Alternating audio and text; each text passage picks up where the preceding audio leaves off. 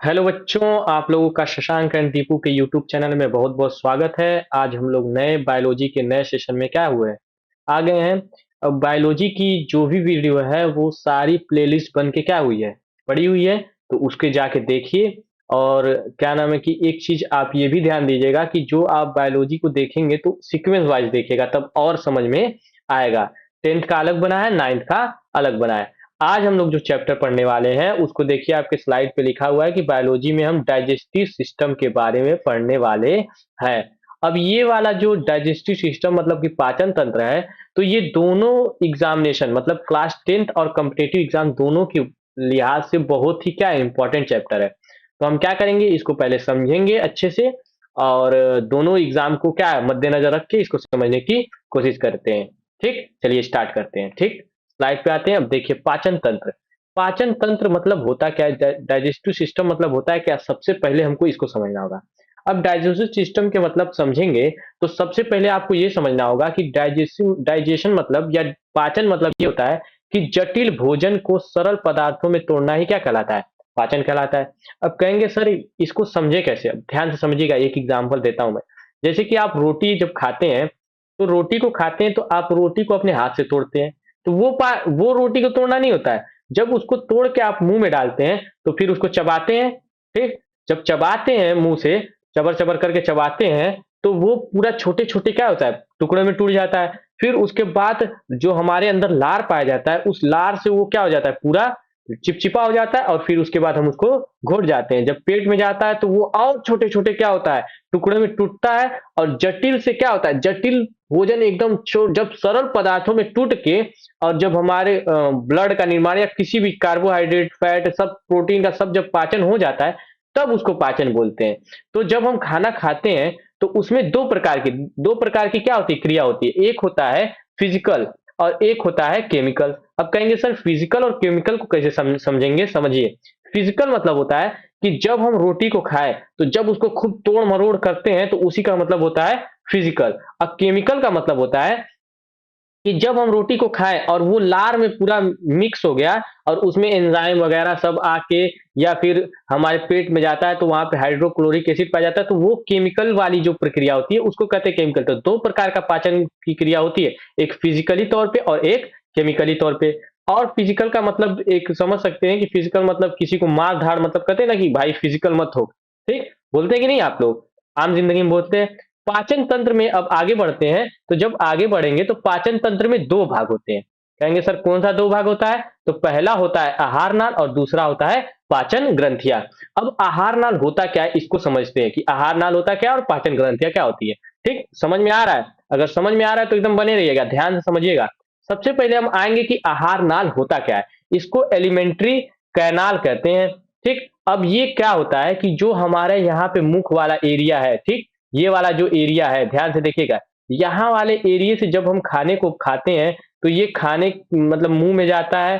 फिर वहां से मुख गुहा होते हुए ग्रास नली होते हुए कहाँ आता है, हमारे अमाशय में आ जाता है, मतलब यहाँ पे आ जाता है। फिर उसके बाद यहाँ होते हुए छोटी आंत से होते हुए फिर उसके बाद बड़ी आंत होते हुए गूदा के रास्ते यहाँ पे एनस पाया जाता है जिसको गूदा कहते हैं। इसके रास्ते क्या हो जाता है, बाहर चला जाता है। तो अगर कोई पूछे कि आहार नाल कहाँ से स्टार्ट होता है और कहाँ तक होता है, तो आप क्या बोलेंगे कि मुख गुहा से होते हुए, कहाँ से होते हुए, मुख गुहा से होते हुए गूदा तक का जो रास्ता होता है वही क्या होता है, आहार नाल होता है। इसका बस ये मत समझिएगा कि केवल मुंह ही तक। कई लोग समझते हैं कि आहार नाल बस इतना मुंह का जो थोड़ा सा एरिया होता है वहीं तक होता है। आहार नाल का मतलब ये नहीं होता है। आहार नाल का मतलब कि मुख से प्रारंभ होके गूदे तक, मतलब पूरी जो पाचन की प्रक्रिया होती है वो आहार नाल में होती है। ठीक, आगे चलते हैं। अब देखिए पाचक ग्रंथियां, दो चीजें मैं बोला था यहाँ पे देखिए, दो स्लाइड में बताया था कि पाचन तंत्र दो भागों में होता है, एक आहार नाल और एक पाचन ग्रंथि। ठीक, आहार नाल को हम समझ लिए, अब पाचन ग्रंथि को समझते हैं। पाचन ग्रंथि होती क्या है, इसके अंदर लार ग्रंथि, पित्ताशय, अग्नाशय, छोटी आंत, बड़ी आंत, ये सारी चीजें किसमें आ जाती है, पाचक ग्रंथियां में। अभी इसको लिखा नहीं हूं, लार ग्रंथि, पित्ताशय और अग्नाशय को लिखा हूं। ठीक, और पाचन क्रिया करती है मुख गुहा। अब देखिए, अब एक चीज और समझिएगा कि छोटी आंत जो होता है, जब हम खाने को खाते हैं तो खाना जब खाते हैं तो वो सारी पाचन की प्रक्रिया धीरे धीरे होते हुए छोटी आंत में जाती है। तो छोटी आंत में जब जाती है तो खाना का पाचन पूर्ण हो जाता है। वहां पे ही पाचन पूर्ण हो जाता है। लेकिन जो हम पानी पीते हैं तो पानी का पाचन नहीं होता है, ये ध्यान समझिएगा। पाचन केवल तीन ही चीज का होगा। अगर कोई पूछे कि पाचन किन तीन चीजों का होता है, तो कार्बोहाइड्रेट, प्रोटीन और फैट, इन्हीं तीनों चीजों का होता है। बाकी जल का पाचन नहीं होता है। क्यों? क्योंकि जल का अवशोषण होता है, क्योंकि जल खुद ही छोटे छोटे पार्टिकल में होता है। क्योंकि अगर कोई चीज बड़ी चीज रहती है तब ना उसको तोड़ेंगे, लेकिन जल तो ऑलरेडी छोटी चीजों में रहता है, तो उसको तोड़ा नहीं जाता। वो बड़ी आंत में जल से क्या हो जाता है? अवशोषित हो जाता है। ठीक, होपफुली आपको समझ में आ रहा होगा। आगे चलते हैं। अब देखिए मुख गुहा। मुख गुहा को अगर देखेंगे तो मुख गुहा में एक जीभ होती है। जीभ जीभ आपको दिख रहा है, देखिए यहाँ पे जीभ जो है, जीभ। फिर उसके बाद तीन जोड़ी लार ग्रंथियां, अभी इसके बारे में हम पढ़ेंगे। और फिर 32 दांत। 32 दांत को हम नेक्स्ट स्लाइड में पढ़ेंगे। तो मुख गुहा में कौन कौन सी चीजें? जीभ पाया जाता है, दांत पाया जाता है, और क्या पाया जाता है? तीन जोड़ा लार ग्रंथियां पाई जाती हैं। और ये टॉपिक हमको आज कंप्लीट करना है। ठीक, समझ रहे हैं ना? ठीक, और 32 दांत के बारे में हम कल पढ़ेंगे, मतलब अगली वीडियो में पढ़ेंगे। ठीक, अब आते हैं लार ग्रंथि। लार ग्रंथि को बोलते हैं सलाइवरी ग्लैंड। अब ध्यान से समझिएगा, लार ग्रंथि जो होती है वो तीन भाग में होती है। अब देखिए इस जो फिगर यहाँ पे जो है, इस फिगर के थ्रू देखिएगा, आपको समझाने के लिए फिगर लगाया हूं। देखिए सबसे पहले एक होता है पैरोटिड। देखिए पैरोटिड जो ग्लैंड होती है, ये वाला हिस्सा है। ठीक, ये वाला हिस्सा जो कौन सा है? पैरोटिड ग्लैंड है। मैं इसको इरेज कर देता हूं ताकि आपको देखिए। फिर दूसरा यहाँ पे देखिए सब मैंडिबुलर। ठीक, अब सब मैंडिबुलर जो है, ये आप देख रहे हैं यहाँ पे सब मैंडिबुलर क्या है? ग्लैंड है। ठीक, और दूसरा और एक और है सबलिंगुअल। कौन सा है? सबलिंगुअल। सबलिंगुअल कहाँ पे? यहाँ पे। ठीक, अब इसके बारे में हम समझते हैं कि आखिर ये सारी चीजें है क्या। ठीक, एक एक करके समझेंगे। सबसे पहले पैरोटिड जो ग्लैंड होता है, ये विषाणु संक्रमित होने पर क्या हो जाता है? सूजन हो जाता है, और जिससे गलसुआ मम्स कहते हैं। ठीक, अब देखिए जो पैरोटिड ग्लैंड होती है, ये यहाँ पे पाई जाती है। ठीक, हमारे यहाँ पे पाई जाती है। यहाँ पे देखिए, या इस साइड भी कोई एक साइड देख लीजिए कि इस साइड पाई जाती है। देखिए यहाँ पे ध्यान से देखिएगा। तो इसमें क्या होता है, कभी कभी विषाणु हो जाता है तो गलसुआ वाली बीमारी हो जाती है कि यहाँ पे मुंह में क्या हो जाती है? सूजन हो जाती है। आप देखे होंगे कई लोगों को मम्स क्या हो जाती है? बीमारी हो जाती है। ठीक, दूसरा चीज कि ये क्या हो जाता है, तो पैरोटिड जो ग्लैंड होता है, ये वाला पैरोटिड ग्लैंड, ये सांप को देखे होंगे, सांप में देखे होंगे कि सांप जब किसी को काटता है तो उसमें जो जहर होता है ना, उनके दांतों में नहीं होता है, वो इसी ग्लैंड में होता है। किस ग्लैंड में होता है? पैरोटिड ग्लैंड में ही क्या होता है? सांप का जहर भरा होता है, और जैसे ही वो काटता है तो ये ग्लैंड से वो जहर निकल के क्या हो जाता है? उस पे क्या होता है? इंसान के उस पे पड़ जाता है, और इंसान क्या हो जाता है? जहर से फिर उसके बाद मर जाता है। इसीलिए इसको पैरोटाइड ग्लैंड को जहर की थैली भी कहा जाता है, या फिर पॉइजन ग्लैंड भी कहा जाता है। तो कभी कभी क्वेश्चन बन जाता है कि सांप का जहर कहाँ पाया जाता है, तो आप बता देंगे पैरोटाइड ग्लैंड में। ठीक, फिर दूसरा अगर पूछ देगा कि पॉइजन ग्लैंड किसको कहते हैं, तब भी आप कहेंगे पैरोटाइड ग्लैंड में।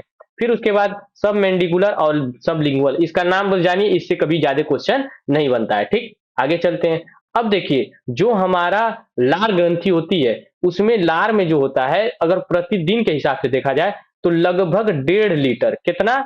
1.5 लीटर। कहेंगे सर कि कितना लार हम लोग का बनता है? तो लगभग 1.5 लीटर के करीब हमारे शरीर में लार बनता है। और जो हमारे लार पाए जाते हैं, लार जो होता है उसके अंदर 4 एंजाइम क्या होते हैं? पाए जाते हैं। ये 4 एंजाइम कौन से होते हैं? लाइसोजाइम, टाइलिन, डाइस्टेज और म्यूलिन। अब कहेंगे सर एंजाइम क्या होता है? एंजाइम एक अलग चैप्टर है, उसको अलग समझेंगे। ठीक, अब बस समझिए कि 4 एंजाइम पाए जाते हैं हमारे लार में, मतलब वो मिले होते हैं। अब एंजाइम क्या होता है कि जो लाइसोजाइम पाया जाता है, ये कीटाणुओं को क्या करता है? मार देता है। अब देखे होंगे आप लोग कि आप लोग कोई भी चीज पाते हैं उसको खा लेते हैं, हाथ को क्या करते हैं? नहीं धोते। तो भगवान जानता था कि आप लोग तो महागंदे हैं या सब गंदे हैं, तो इसीलिए उन्होंने क्या बना दिया? लाइसोजाइम बना दिया। और लाइसोजाइम को जब बना दिया, तो लाइसोजाइम जैसे ही हम किसी चीज को खाते हैं, तो अगर धुले उले नहीं रहते हैं तो वो कीटाणुओं को कुछ हद तक क्या करता है? मार के खत्म कर देता है। दूसरा है टाइलिन। टाइलिन क्या होता है? सर्वाधिक मात्रा में पाया जाता है। टाइलिन के सर्वाधिक मात्रा में पाया जाता है। और यहाँ पे ये चीजें गलत लिखी है, थोड़ा सा ये मिस्टेक हो गया है कि टाइलिन और डाइस्टेज ये दोनों स्टार्च और मंड और कार्बोहाइड्रेट का क्या करता है? पाचन करता है। अब कहेंगे सर स्टार्च या फिर कार्बोहाइड्रेट होता क्या है? इसकी वीडियो में क्या बना चुका हूं पहले, तो उसको भी जाके आप देख लीजिएगा, तो आपको समझ में आ जाएगा स्टार्च और कार्बोहाइड्रेट होता क्या है। तो टाइलिन और डाइस्टेज ये दोनों किसका पाचन करते हैं, स्टार्च और कार्बोहाइड्रेट का।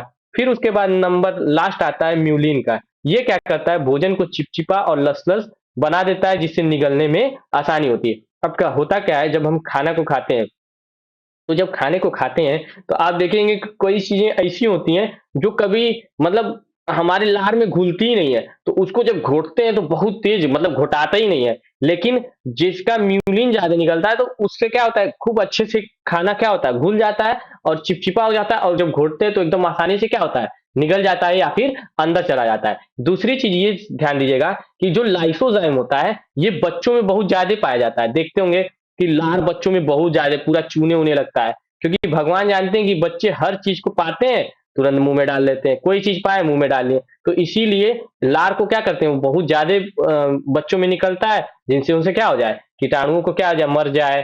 फिर उसके बाद उनका स्टार्च कार्बोहाइड्रेट मतलब बच्चों में बहुत अधिक मात्रा में क्या होता है, लार गिरता है। और अगर पूछेगा कि व्यक्ति में कितने लार बनते हैं, तो आप कहेंगे 1.5 लीटर या 1 मतलब 1.5 लीटर के आसपास क्या होता है, हम लोग में लार बनता है। तो आज की जो वीडियो थी होपफुली आपको समझ में आई होगी। अगर समझ में आई तो ज्यादा से ज्यादा लोगों में क्या करिए, शेयर करिए, क्योंकि अब जो ये वाला चैप्टर खत्म हो जाएगा, मतलब ये वाला पाचन तंत्र में ये वाला पार्ट खत्म हो गया, तो नेक्स्ट पार्ट में हम दांत के बारे में पढ़ेंगे कि टीथ होता क्या है। ठीक, तब तक के लिए बाय बाय, मिलते हैं नेक्स्ट वीडियो में, तब तक के लिए जय।